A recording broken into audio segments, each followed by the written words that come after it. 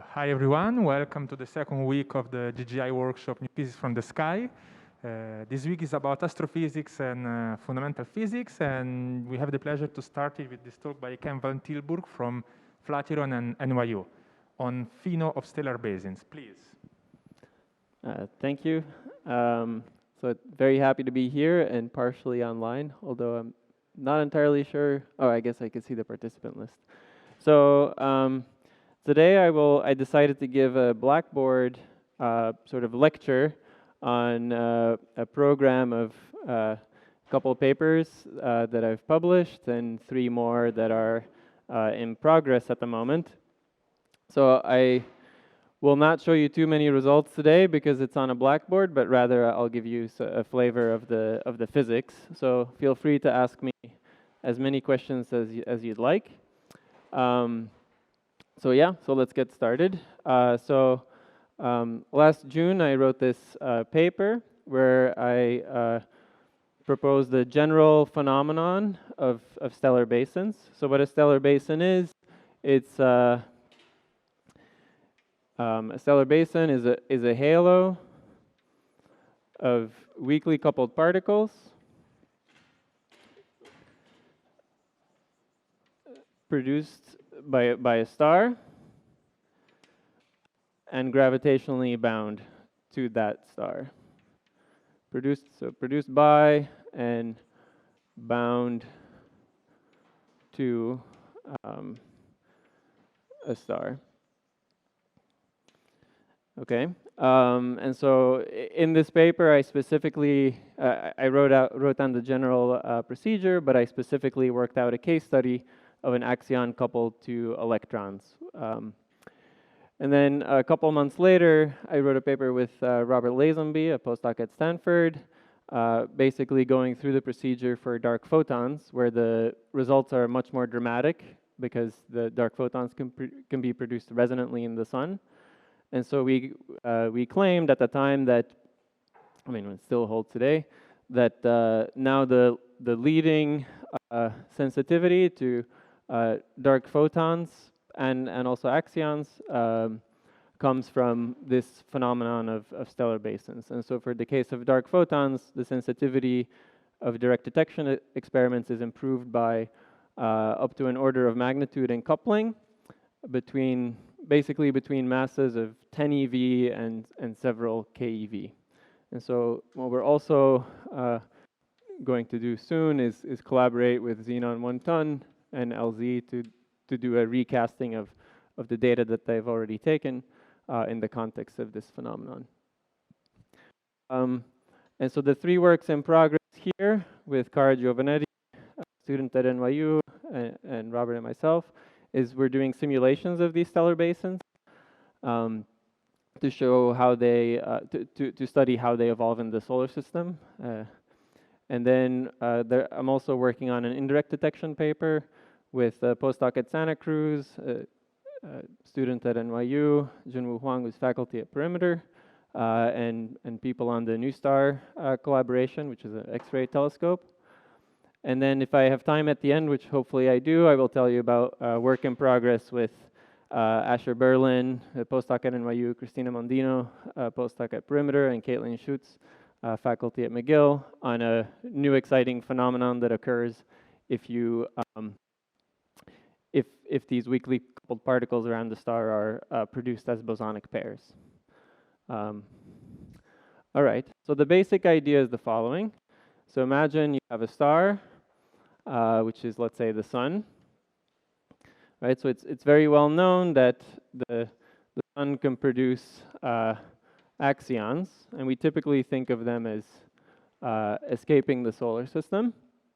And this is an interesting, so the sun is actually a bad photon emitter because the luminosity in photons goes like the surface area of the sun times the temperature of the surface, which is about 6,000 Kelvin, to the 4th power. So just because of the short mean free path of the photons, you really only emit from some photons from a thin shell. Whereas the luminosity of axions, if you have, let's say, this coupling that I studied in the first paper. So some coupling of axions to electrons, normalized like this. So d mu a, e bar, gamma mu, gamma 5. So if you have this coupling, then the luminosity in axions, instead of going like the area, it goes like the volume. And I think it goes like alpha squared, the typical charge of ions in the sun goes like m electron to the 7/2. These factors don't matter too much. It goes like the number density of electrons, number density of ions. It goes like, importantly, a high power of the core temperature. So again, here we see that another reason why a sun is a better axion emitter than a photon emitter is that stars can be produced in the entire volume, including the core, which is much hotter. And then, of course, there's this coupling g squared, which is the one small number. But so these two can, well, the luminosity in axions is constrained to be much less than that of photons, given white dwarf cooling bounds, but they can be not too far off from each other, even for tiny dimensionless couplings G of order 10 to the minus 13, for example. Okay, so this was long well known since the 80s. So sorry, and this emission process is for simple Bremsstrahlung, where you have some ion scattering with an electron and emitting the axion through this coupling here. Okay. So that was long known. Now, so you could set bounds on these axions, but you can also try to detect them in the lab here. So let me draw Earth here. So this is us. And so we see this flux of axions. So the thing that I started in this paper here is what if there's, well, not what if, it happens automatically. If these particles have a mass, another difference with photons is that now you have possibility of bound orbits. So some part of the phase space of these axions, if they have the mass, which I assume they do, some parts of the phase space is emitted into bound orbits, and those bound orbits will accumulate over time. Okay, so this is not an Earth-crossing orbit, but some orbits will cross Earth, and then you can do direct detection here. So that's what we hope to do with Xenon 1 ton and LZ data, but already know that the data taken today better limits or more sensitive than existing constraints in a few orders of magnitude around the KeV masses. What you could also do is look from Earth or from a satellite around Earth and look in some small region, look towards the sun and look for axions decaying to photons. So the axions will be produced by the sun and then decaying to photons, and you'd see them indirectly. So that's an analysis I'm not doing now using X-ray data from the New Star satellite with these people here. Okay. So I already drew this process. Also, other processes like photo production or Compton production, like this one. And so this thing is a general phenomenon where you can replace this axion with any particle x, and x could be well, the regular photon, but that phenomenology we know. So really, the particles for which you have volume emission, in the standard model, there's only one type, so neutrino pairs could be x, but again, it could also be an axion, it could be a CP even scalar, it could be a dark photon, or what I'll talk about at the end, hopefully, a pair of scalars, for example, if they have a Z2 symmetry, or if they're charged under some BSM gauge group, or pair emission of other fermions that are not standard model neutrinos.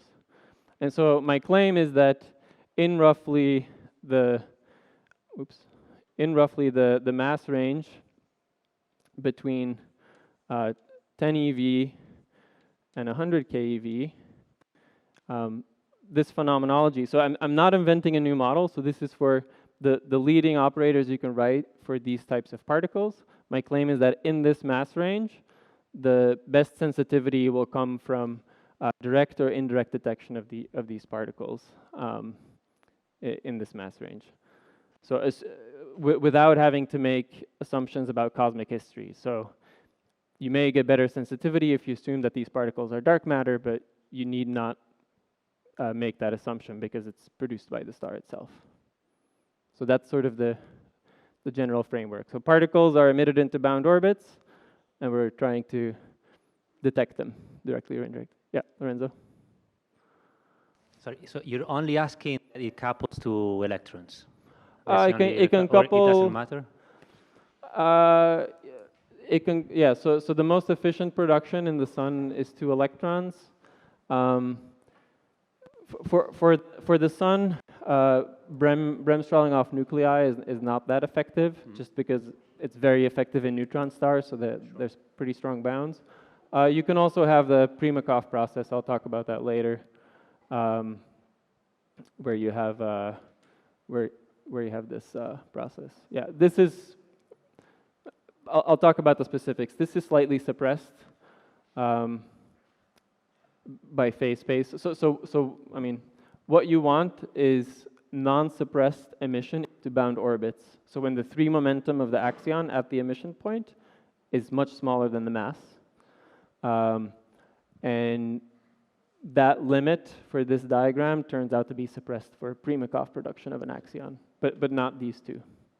So, but it's suppressed by a velocity of the electron or the nuclei, whatever particle you're sort of scattering off of in this process. Yeah. Thanks.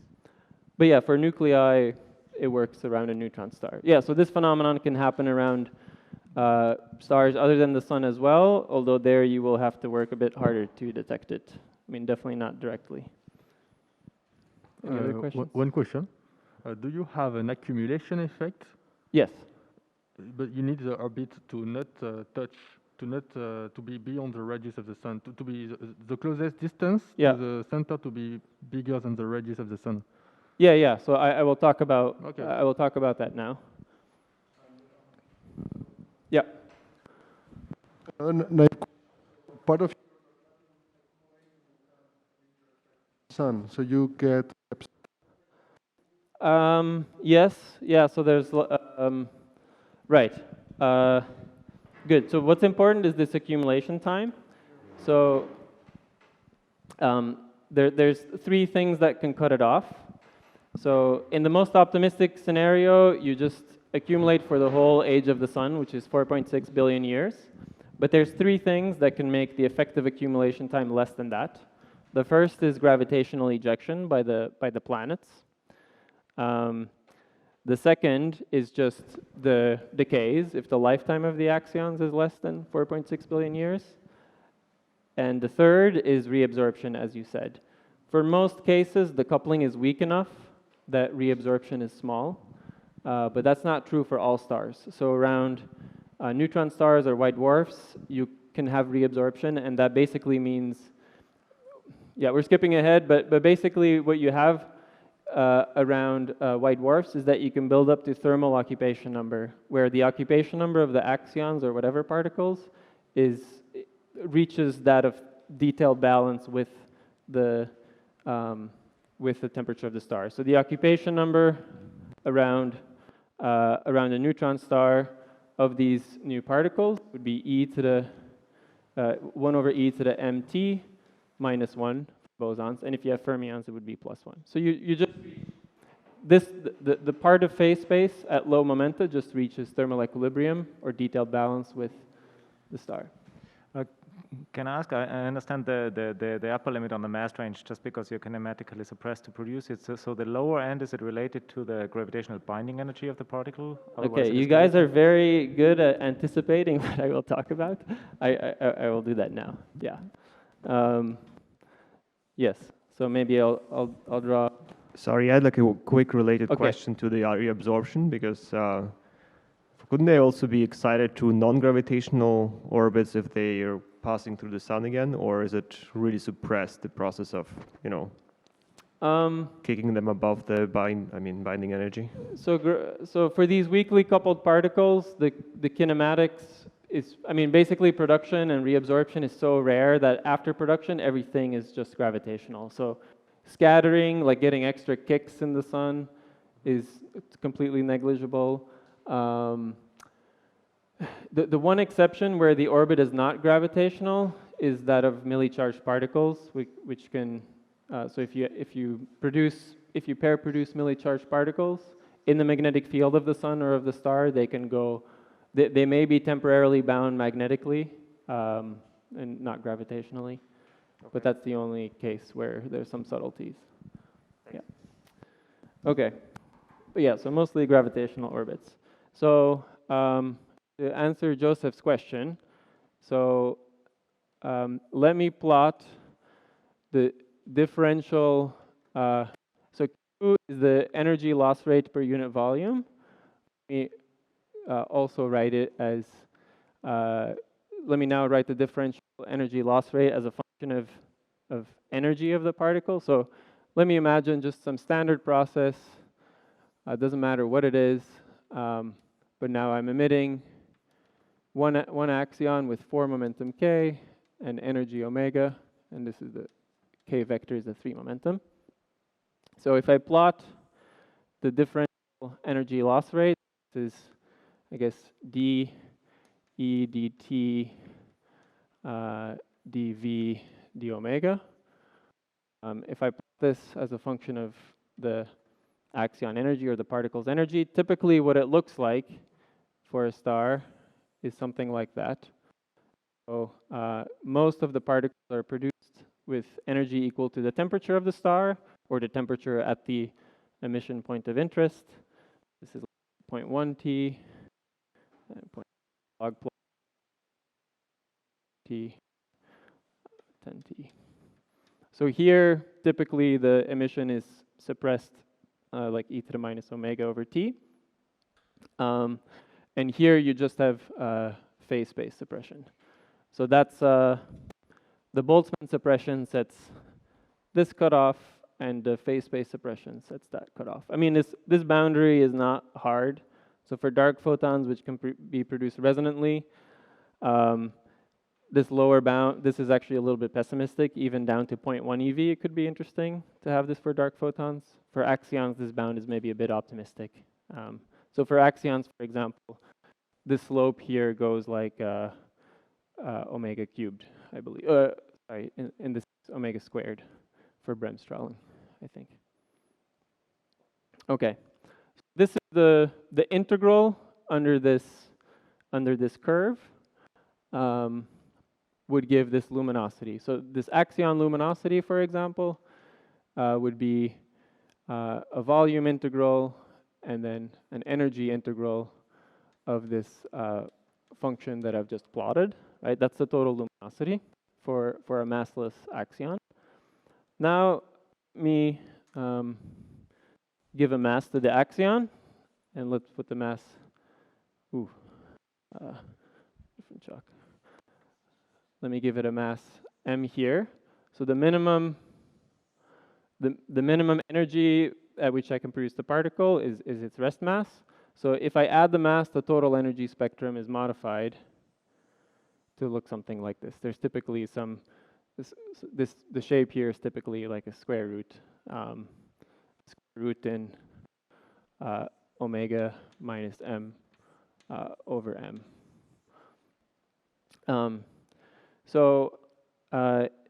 Right, and most of these particles are the ones that are emitted far above threshold, and they escape the solar system.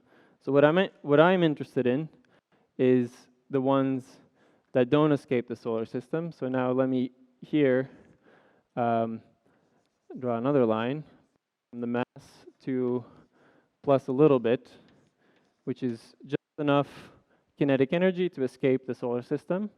So the escape velocity in the core of the sun is about a few times 10 to the minus 3 c, almost 10 to the minus 2 c. So anything in this sliver, which I've greatly exaggerated, right? The sliver is super tiny. Anything in this sliver does not escape the solar system. And in fact, the bulk of it doesn't even escape solar radius itself. So the stuff that gets to Earth is really the rightmost edge of this sliver. That makes it out to us. So it's a tiny fraction of the phase space, but it does accumulate for a long time. So let's investigate this in a bit more detail. I'm going to need more space.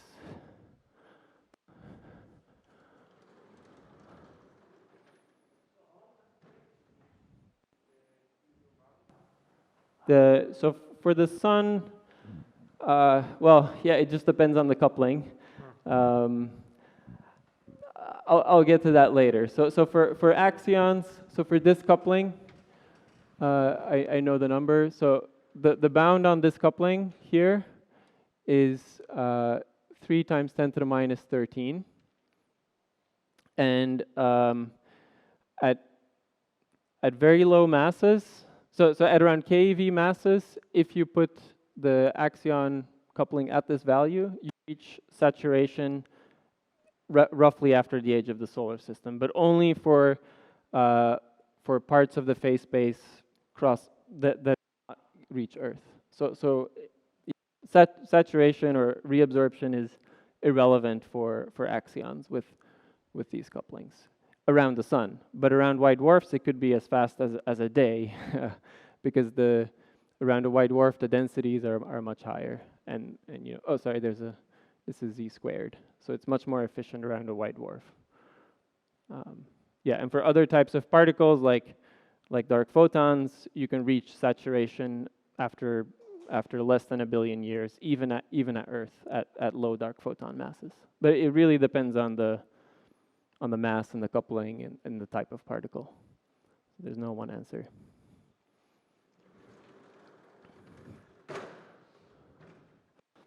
Okay, so let me write the general expression for this Q. So for a general process with some incoming momenta here, some outgoing momenta on the other side, and this momentum is known. So if I compute this for a general process, I have some integral over the axion 3 momenta. I integrate over all incoming states, all outgoing momenta multiplied by the matrix element squared, energy momentum conserving delta function.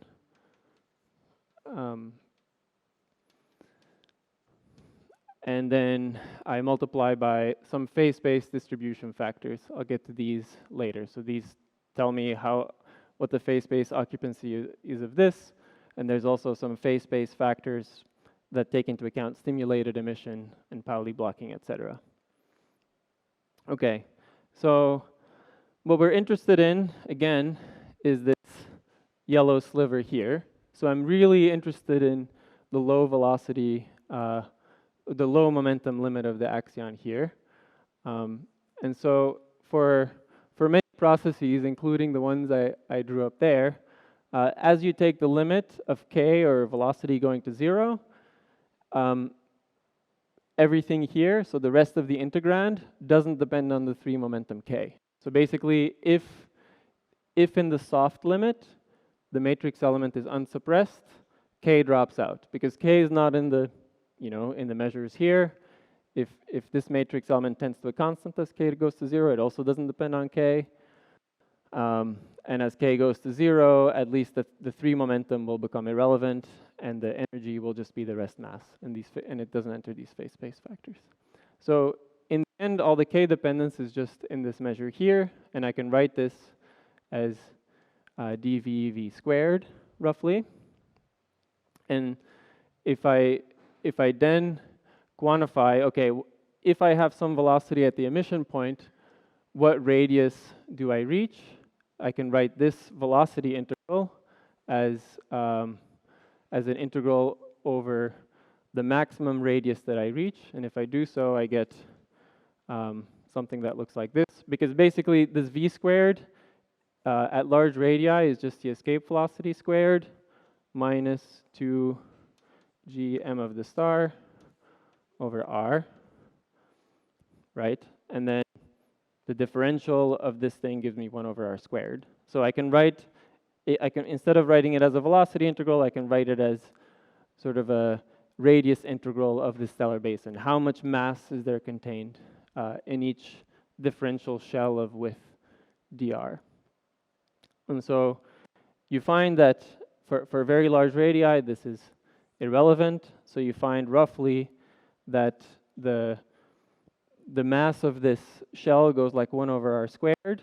So you find that the energy density injection rate in a stellar basin falls off as 1 over r to the 4th.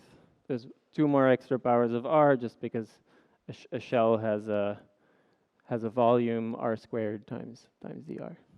Okay, so this is a universal scaling. So the energy, I think this was an earlier question, the energy density injection falls off as 1 over r squared of the stellar basin. Whereas just the energy density of unbound flux, so everything that's not the yellow sliver, the energy density of that, so the energy density of the unbound sliver, that's just the total luminosity, which was the integral under this curve, multiplied or integrated also over the volume, over 4 pi r squared from Gauss' law.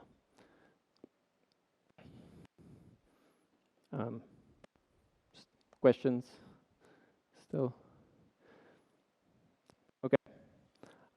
So this is just a derivation that gave you the radius scaling. If you do it in detail, what you find is that the energy density injection rate in the basin is some prefactor 3 over 16 pi times gm, mass of the sun or the star around which you're emitting. There's the universal 1 over r to the 4th scaling, and then it's a volume integral of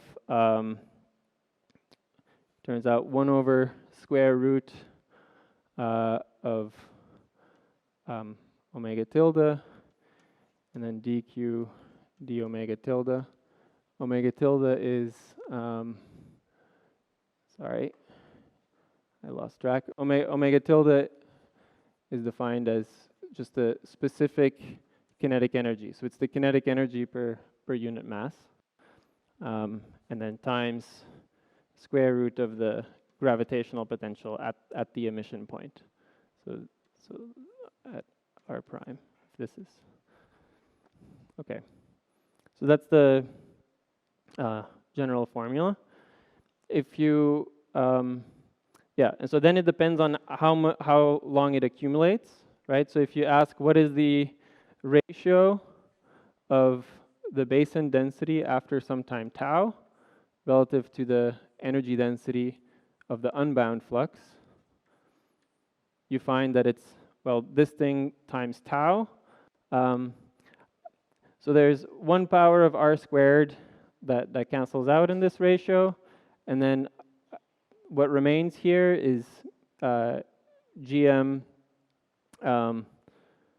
sorry, what remains here is gm over r squared. If you put all the factors together, what you find is that you get a tau over r left. Yeah, so one factor of gm over r gives you the escape velocity squared locally, so v escape squared locally.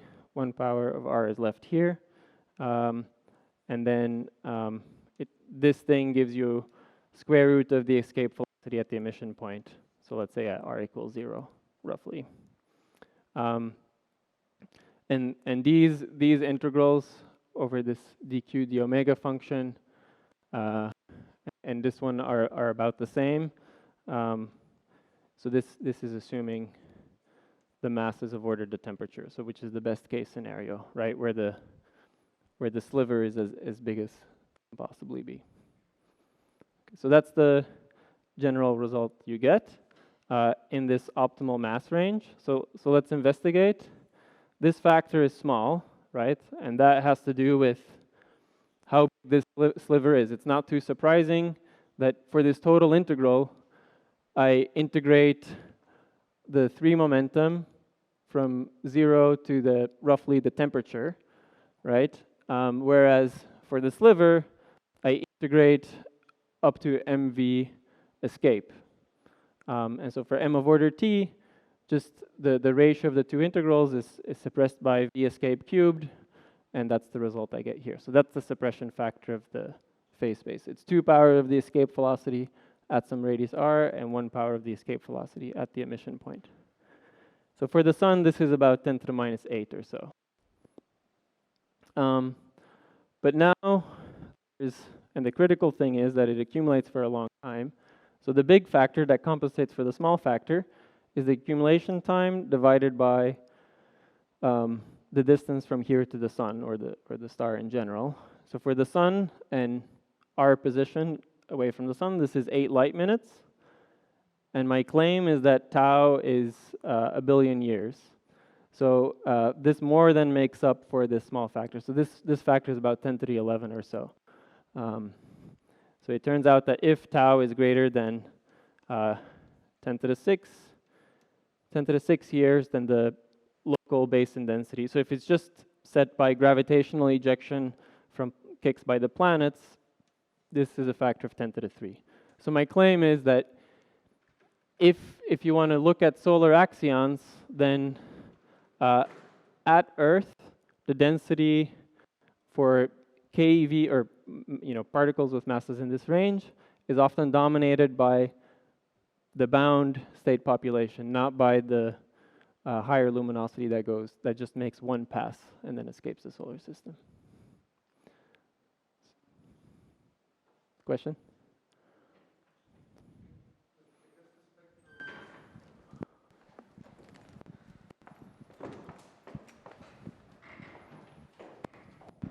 Just a naive question. So does the spectrum changes from the one that you expect from amount? Like, yeah, the spectrum looks very different. So normally for solar axions, even for dark photons, you expect a broad spectrum, right? Right. That's order 1 wide.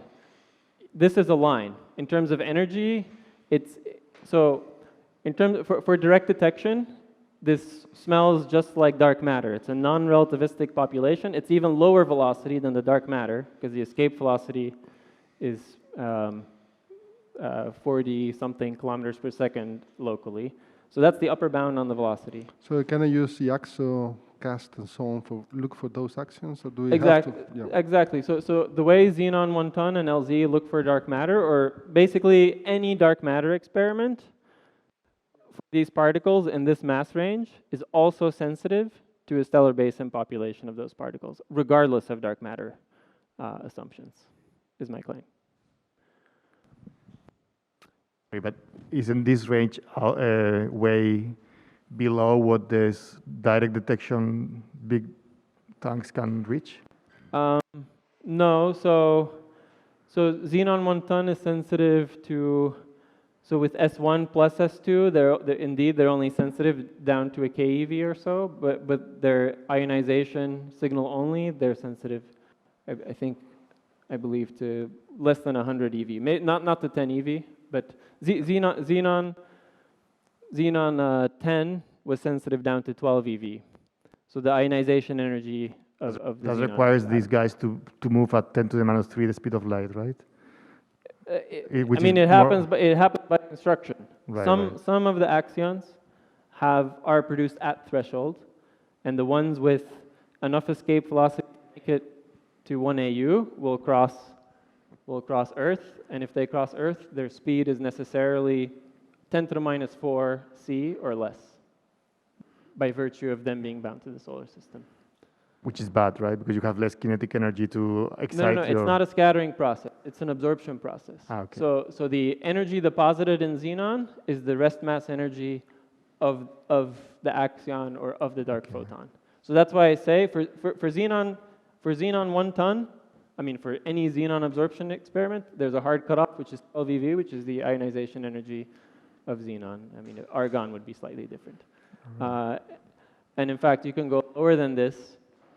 And also like in super, terms of super CDMS, for example, is sensitive down to 1 electron volt, which is the band gap of silicon. in terms of time scales, if these particles have been around for 1 billion years, I guess also it's very hard to know exactly their kinetic energy, I guess, right? They have been flying around the solar that's system. my next point. So it's critical.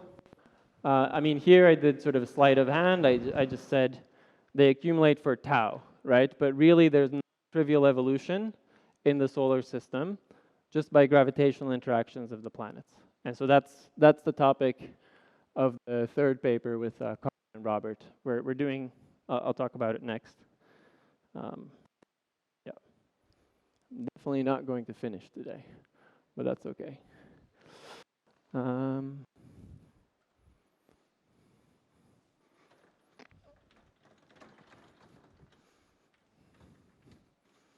So let's talk about orbital dynamics. So it's quite interesting. So I said the signature for direct detection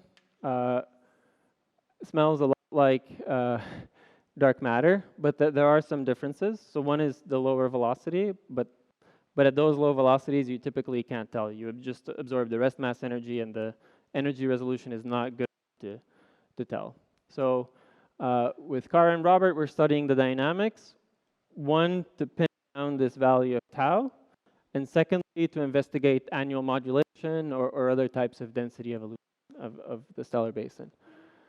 In particular, I'll tell you the result. So the result is that tau for stable particles that are not reabsorbed, the effective tau we found from direct on-body simulations is 1.2 billion years.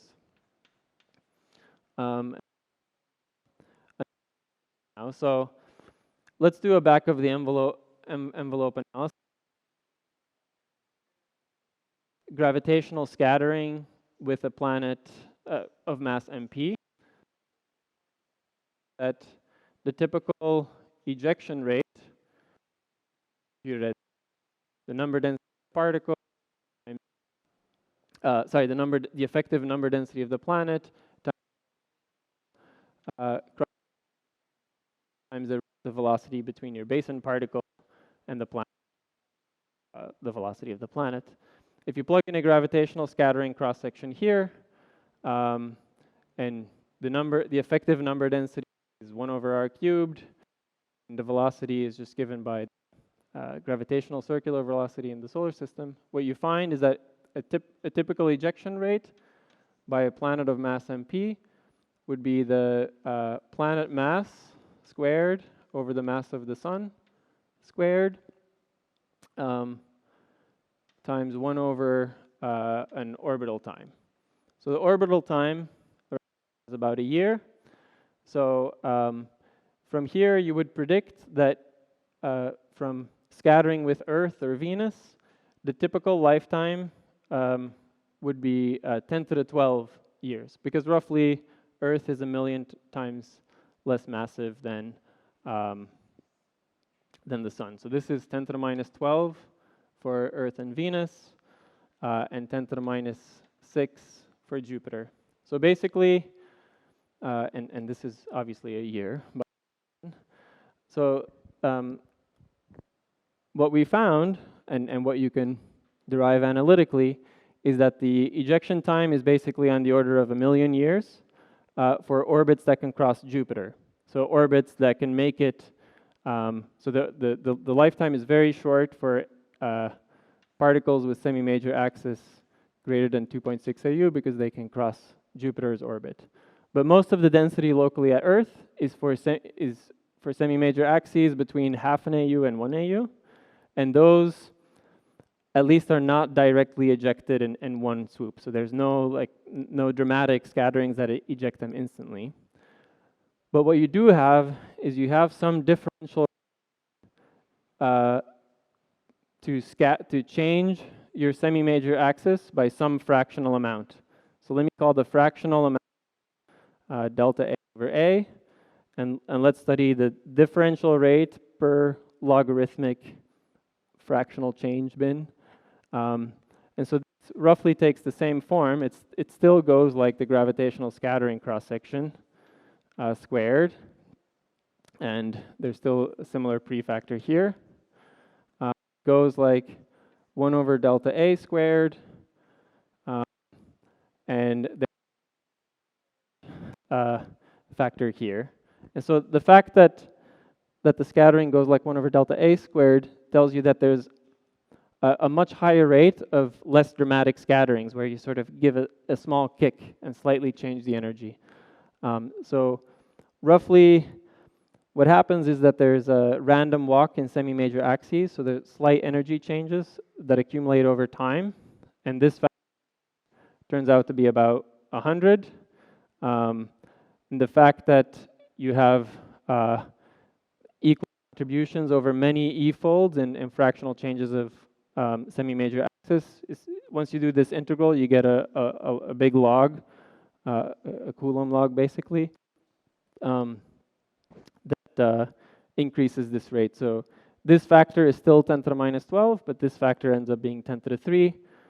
So we have some analytic understanding that this lifetime is a Markov process of many small kicks that decrease that basically make the particles migrate outwards over time. And this is the effective accumulation time.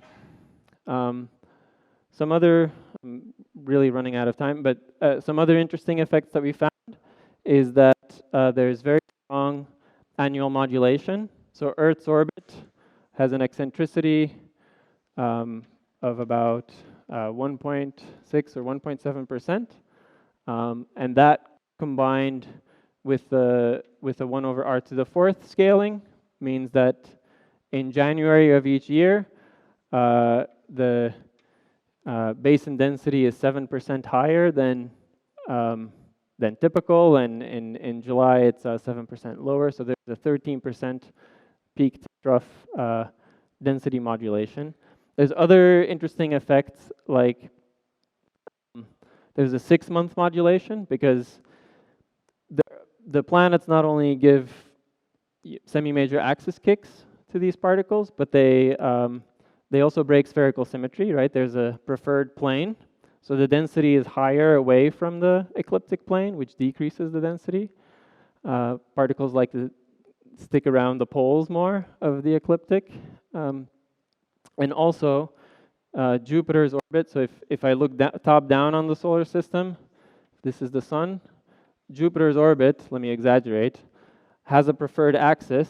So if this is the perihelion of Jupiter, let's say. So there's a preferred axis also, which means there's a 6-month modulation. So particles, there's also a 6-month modulation of the density that's much stronger than 7%. So I don't have a precise figure yet. We're still analyzing the simulations. It's a bit tricky because this axis moves around relative to Saturn's and Earth's as well, but we think there's some telltale signatures of just the fact that these particles live in the solar system and are shaped by the orbits of the planets over about 1 billion years or so. Any questions?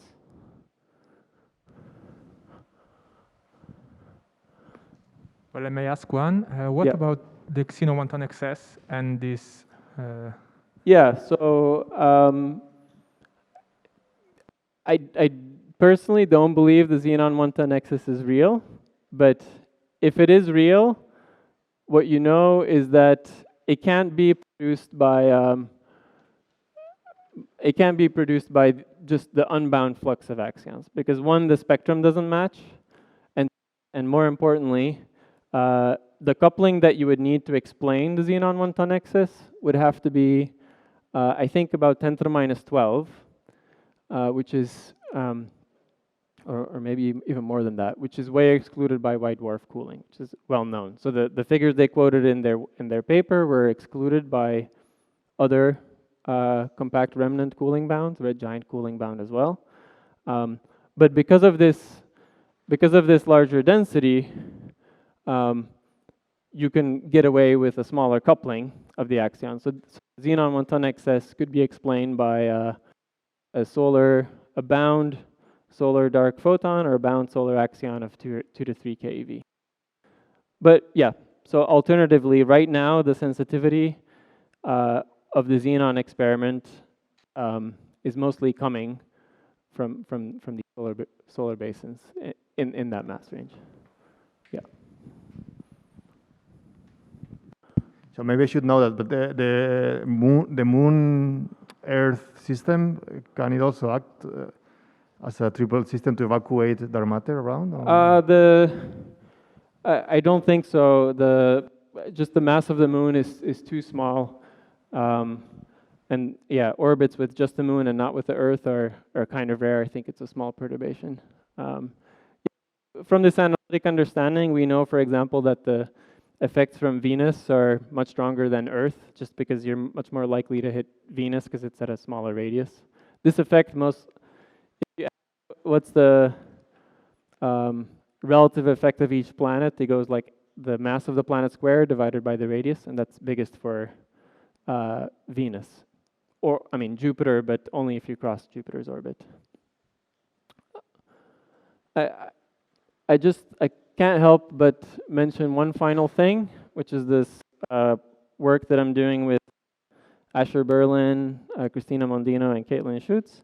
So there's one really interesting phenomenon that can happen if you have pair emission of particles. Let me just write down Bremsstrahlung again, and have this process where you emit a pair of phi particles, which you can have if your Lagrangian is, let's say, some phi squared particle mixing with the Higgs, or really it could be a higher dimensional operator, phi squared, coupling to electrons like that. The interesting process that can happen. So, as I said before, the occupation number of these particles can become 1 in the sun, or can become of order unity in the sun. And if you have a single particle, what happens is that this process is just emission. And in the beginning, you just have spontaneous emission up to the point where the occupation number becomes of order 1. When the occupation number becomes of order 1, you have both stimulated emission, which is the process going this way, and absorption, which is the process going that way. And that is responsible for this detailed balance. And you can show that that you reach this detailed balance exactly. So absorption is always slightly more efficient than stimulated emission, because if the process goes this way, these particles don't need to have as much energy as these particles. And your occupation number is this monotonically decreasing function of energy. So that's why you never get a runaway and you get sort of this detailed balance. However, for two particles, you don't have absorption in some parts of phase space. So for example, if you ask for this process, what's basin injection part of phase space? It's where only one of the particles is produced at threshold. So let's say this K is 0 and this K is of ordered temperature. So this process in the beginning has spontaneous emission, but and can lead to occupation numbers of order 1, but then there's no reverse process after a while, because the reverse process would require a relativistic particle coming in, and if there's no cosmic abundance of such relativistic particles, there's no absorption counterpart to kill the stimulated emission. So what you find in the end is that the occupation number growth is proportional to 1 plus f. So in the beginning there's just spontaneous emission, but after a while you get exponential runaway stellar cooling. It's shut off eventually, so there is a process where both particles, where you have absorption of both particles being at k equals 0, but the prefactor is much smaller. So my claim is that quite generically, you saturate at a much higher occupation number for this process, and you saturate at a number density that's of order t cubed. And so that, of course, has very significant implications for... Sorry? It doesn't violate, so good. So this argument, all I had to assume was that for any process, the initial and final states were in local thermal equilibrium or close to it. This doesn't violate thermodynamics because it's not a closed system. So as I build up to this occupation number, I still keep emitting particles. So that's the loophole. So you still emit.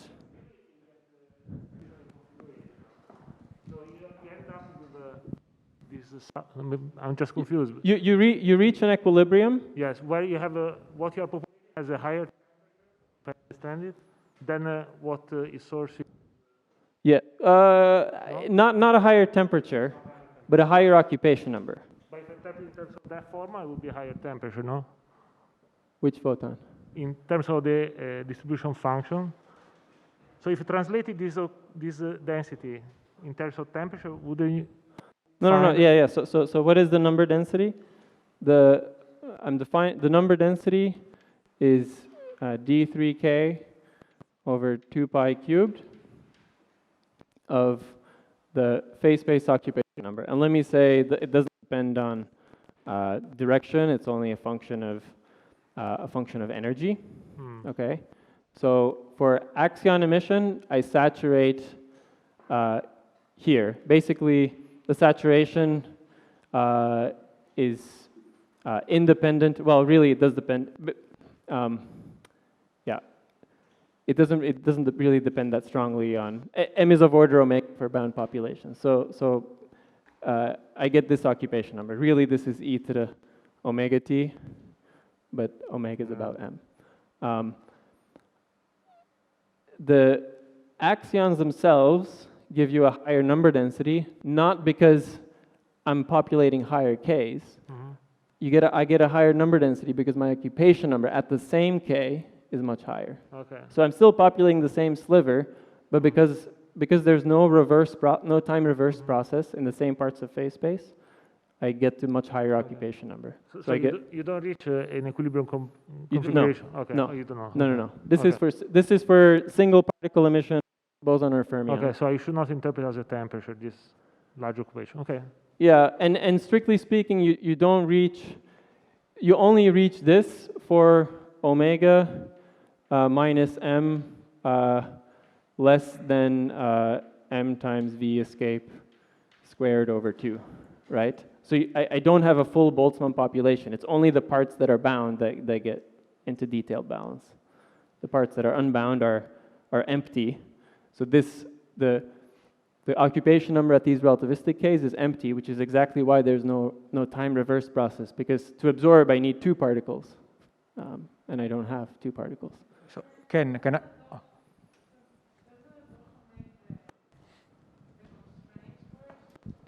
So yeah, we think so. There's lots to figure out. So it's work in progress. Where did I write down the? Yeah. So I think there will now be constraints from stellar cooling, for example, because what's the number density of these particles is of order the number density of photons in the star. Which is very large. It's most of the energy is contained by the thermal energy of the electrons. But the thing is, what happens is, so you have the sun here. You build up to occupation number of order t cubed, basically in the whole solar volume first. But then over time, you get detailed balance over a larger radius. So the radius at which you've achieved this saturation grows. So at some point, yeah, it can back react on the sun or the star itself. So and it's funny, right? It's a tiny fraction of phase space, but because of this exponential runaway, it can really back react disastrously on the star. This we haven't done yet, so we probably have to plug it into stellar evolution codes, etc. There's also direct detection now with these indirect detection. Sorry, with such high number densities, you could have annihilations. So now, I mean, if it couples quadratically, there's no decays anymore, but there's, for example, for this model,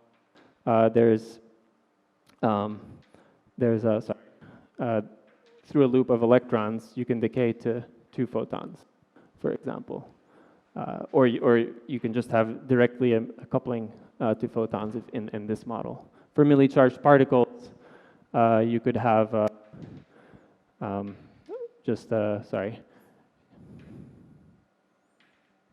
you could have 1 gamma prime and 1 gamma. So merely charged particles could annihilate to the dark photon and a regular photon, and you see the 1 regular photon.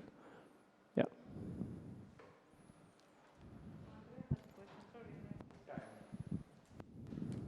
Ken, for this process, which mass do you have in mind? Like, and so which occupation number also? And second of all, like the double emission process? The double emission, and also did you think about applying this kind of trick to other configuration, like the one in which, for example, people think about this relaxation halo, like around the Earth? Because also in that case, I think that would happen something similar, and you would kind of cool down the Earth somehow, like enhancing the emission of cold particle.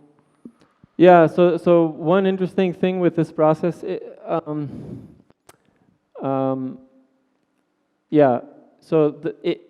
unlike the stellar basin, which is phase space suppressed at low masses, right? This process is actually more effective at low masses because you have the phase space suppression, but for the same energy density at lower mass particles, the occupation number is higher, so it's easier to get to 1.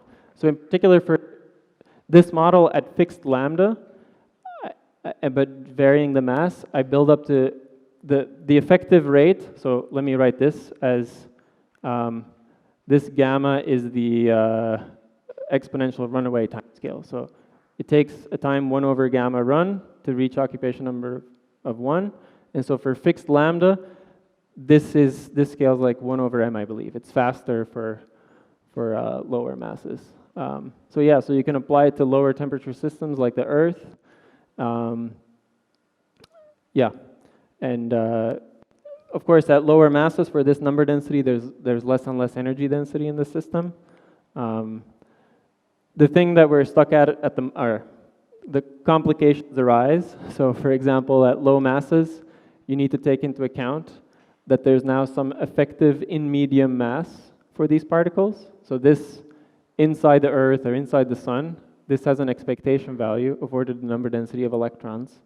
So that means that the mass inside and outside the star or the Earth is different, and that leads to weird orbits. For merely charged particles, there's another complication because of magnetic fields. So there's magnetic quasi-confinement, and we haven't estimated the fusion timescale, etc. But there's at least some regimes, for example, at high masses of this scalar where this runaway process is important. So for example, to give you a benchmark point, for I think 10 electron volt phi mass, this if lambda is 10 to the 7 TeV, then this runaway timescale is on the order of 1 million years. So you would have time for 1,000 e-folds, and to have this exponential runaway over the edge of the solar system. So I think for these types of models, this will be a leading probe.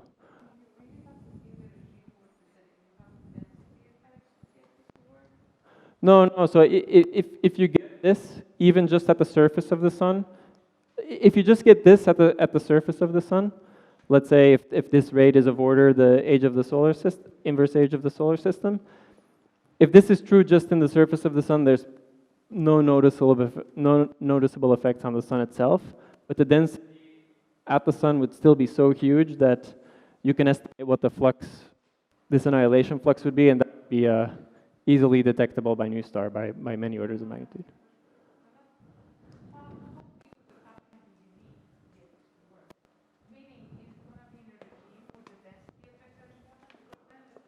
No. So the thing I mentioned, the 10 eV and this 10 to the minus 7 coupling here, that's low enough that the density effects don't matter. Yeah, but there are parts where you do have to take it into account.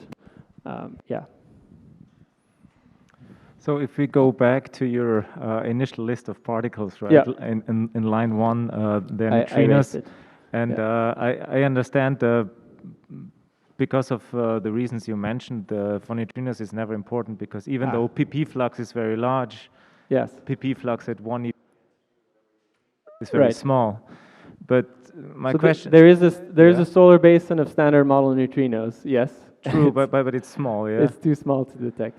I mean, basically, I can give you a funny reason. So, in fact, you already know of a population of standard model neutrinos where this is true, where T is the cosmic neutrino background temperature of 1.9 Kelvin. They have this occupation number with +1, right? And I'm claiming, regardless of cosmic history, that would have been the case anyway, up to Ks of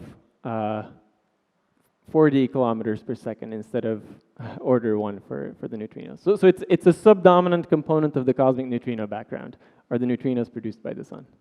Because of Pauli blocking now. Because of Pauli blocking, yeah. And also because of the phase space suppression. The mass is small. Yeah, no, I understand. So So actually, I had a different question. So Yeah. my question was, let's throw in a stereoneutrino Yes. of, say, 7 keV mass, okay? Yeah. So now all of a sudden you're in the ballpark around So T. in fact, so because you say, because of PP, actually you're not limited by the temperature in most of the core. You can go all the way up to 400 keV or whatever the threshold of your process is. But I think it's Yeah. it's interesting to look, for example, at a 7 keV neutrino. I mean, Oh. you will pay the Right. price of a small mixing Right. angle, but then you could have an indirect X-ray detection. So when this it's the is case. this is before we started doing the bosons. So I started thinking about this with Cristina Mondino at Perimeter.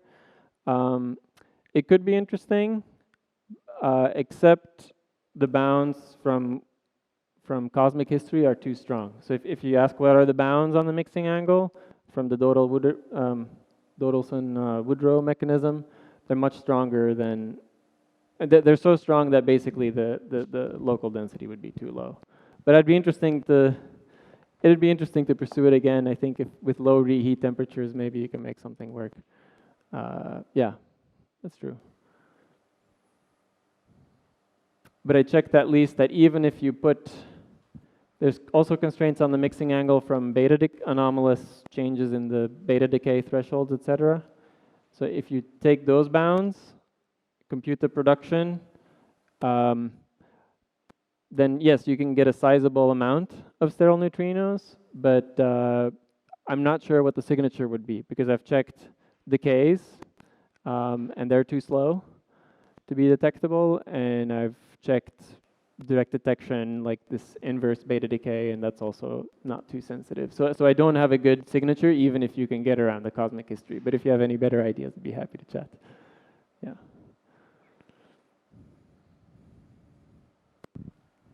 Yeah, I don't know if you wanted to add something. I mean, this has been a seminar plus discussion altogether, but... Yeah. I mean, I was a little sad I couldn't show my direct detection constraints, but if you look in the papers that I wrote on the board in the beginning, those are the prospects. Yeah. I actually had a question about this, right? Because, I mean, we chatted a bit about this. So for the X-rays, do you have any news on that side, like looking at the sun, like you were mentioning to me? Oh, right. Yeah, so I do have results. Maybe I can sketch them. So we have basically 1,000 seconds of new star data looking at the sun. 1,000 seconds for 2 detectors, and basically, so if this is the sun, the field of view for those 1,000 seconds were observations of the solar limb. So they wanted to detect micro flares from the solar corona. So it was not a quiet period It was a quiet period. It was a quiet period. Okay. So they wanted to, so there were no flares, and they wanted to detect micro flares, tiny flares, during a quiet solar period, and they saw none, no major flare events, so no intermittent events. So the field of view, so our data is 13 arc minutes by 13 arc minutes, and basically there are events in this region over 1,000 seconds, and but they're consistent with coming from the extragalactic background. So basically the field of view is tiny, right? And this is my schematic diagram of a X-ray telescope. So there's some, it's a big mast that's meters long, and here there's some X-ray optics that you know focus the X-ray on some detector here, and so you know that's the field of it's looking that way, but no photons were detected from the emitted field of view, but there are some extragalactic background from a much bigger area of the sky that leak in through the aperture here and give hits. And so most of the flux we see, even staring straight at the sun during this quiet period, is coming from the extragalactic flux. So roughly the constraints we get is, for example, if you just have this process from a coupling that's GA gamma gamma over 4 axion FF tilde. So the constraints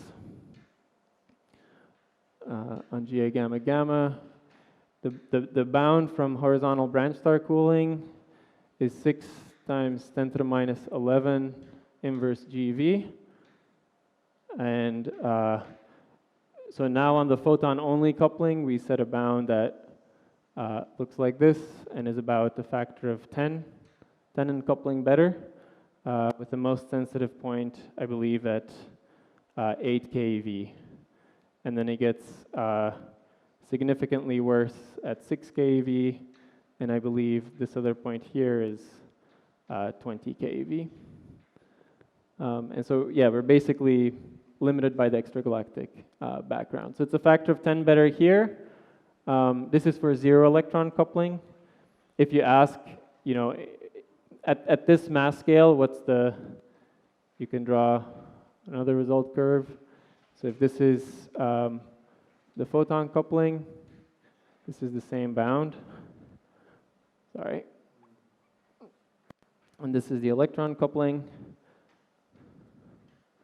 So this was this 6 times 10 to the minus 11 inverse GeV. This bound was 3 times 10 to the minus 13 from white dwarf cooling.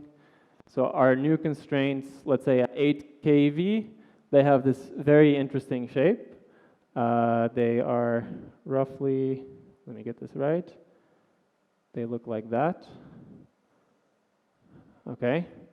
So, and we go all the way down to 10 to the minus 14. So in some cases, we do many orders of magnitude better. And the reason so on this line, the reason why it has this shape, on this region, the signal, so the total number of counts we see goes like GAEE squared, GA gamma gamma squared, because you produce the coupling through the electron, and then you pay a factor of G squared from the decay rate of photons.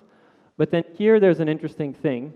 Here it becomes independent of the photon coupling, because in this regime, the rate of the radiative lifetime becomes less than the age of the solar system. So there's an independence here on the photon coupling. Really the rate goes like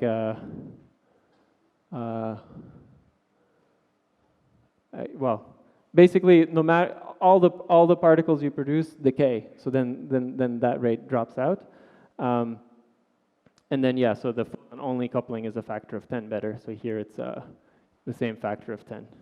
So that's roughly the shape. So in some cases we do 4 orders of magnitude better, in some cases 10, and in fact there's a turnover here where actually you could set a limit on only coupled to electrons, not to photons, because you can never, if you couple to photons, you can never turn off the decay. So this effectively gives you an operator that goes like box A times FF tilde. You can never turn off this operator, but that bound is not strong enough. So we cannot constrain the electron-only coupling, but we're close. Yeah, so those are the preliminary results, but yeah.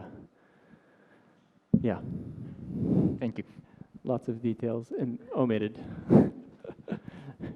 There's an interesting thing where we didn't know where the sun was because these X-ray satellites are not built to track moving objects, and the sun is moving across the sky, which is difficult. Shouldn't you expect also like an extragalactic background of basin from all the stars accumulated? But that's, yes.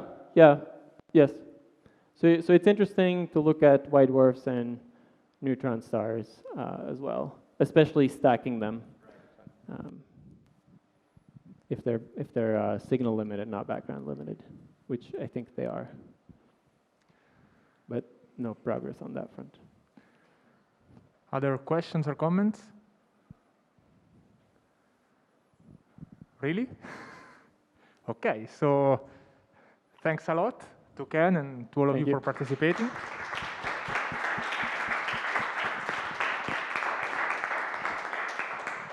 And see you tomorrow 4 p.m.